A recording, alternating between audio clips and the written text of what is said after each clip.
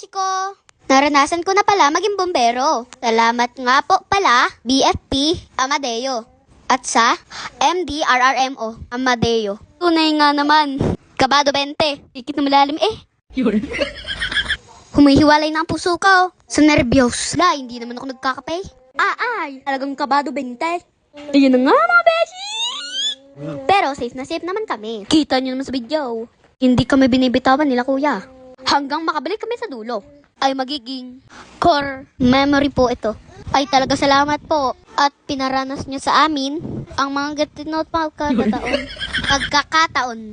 Yun, lundag sa tuwa ay. Dito naman po, itinuro sa amin kung papaano lalabas sana nasusunog na bahay. Kailangan mo lang gumapang. Dito naman, hindi ko po alam, ito po ay mabubuhay. Pagkakadiin po ba naman, ay sa halip na mabubuhay, ay parang lalong masusugi ang aking isi-CPR.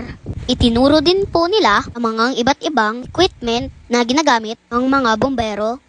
Pag merong po nagaganap na sunog at ang huli ang pagsakay sa kanila pong fire truck. Diba, sulit na sulit mga beshi.